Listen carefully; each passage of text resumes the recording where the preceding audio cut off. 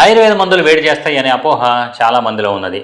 కానీ ఒక మంచి క్వాలిఫైడ్ డాక్టర్ దగ్గరికి వెళ్ళినప్పుడు అతను మన యొక్క బాడీ కాన్స్టిట్యూషన్ పరీక్ష చేస్తాడు, మరియు సీట్ ఆఫ్ ద డిసీజ్ అది పరీక్ష చేస్తాడు, వ్యాధి యొక్క స్థానం ఎక్కడుంది, అదేవిధంగా అష్టస్థాన పరీక్షలు చేస్తాడు, నాడీమూత్రం మలంజేహ్వ శబ్దస్పర్శ దుర్గాకృతి అని ఈ విధమైనటువంటి పరీక్షలు చేసి వాడి బాడీ కాన్స్టిట్యూషన్ ఎలా ఉంది, సీట్ ఆఫ్ ద డిసీజ్ ఎలా ఉంది, ఏ విధమైన మందులు ఇస్తే దీనికి సరిపోతుంది అనే విధంగా మనకి ఆ మందుని డిసైడ్ చేయటం జరుగుతుంది.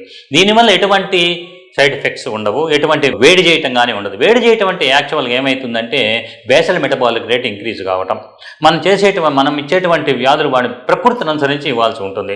పిత్త ప్రకృతి ఉన్నాడు అనుకోండి, దాంట్లో వాడికి ఏమవుతుందంటే పిత్తం అగ్రవేషన్లో ఉండటం వల్ల body basal metabolic rate increase అవుతుంది. వాళ్ళకి ఇంకా మనం బల్లాతకము మరియు జీడి గింజలతో తయారు చేసింది కానీ చిత్రమూలంతో తయారు చేసింది కానీ ఔషధాలు ఇచ్చినట్లయితే ఇంకా శరీరం ఇంకా బేసల్ మెటబాలిక్ రేట్ పెరిగేదన్ను ఇంకా వేడిగా ఉన్నట్టు అనిపిస్తున్నావడం జరుగుతూ ఉంటుంది. దీన్నే చాలామంది ఏమవుతుంటే వేడి చేయటం అంటూ ఉంటారు.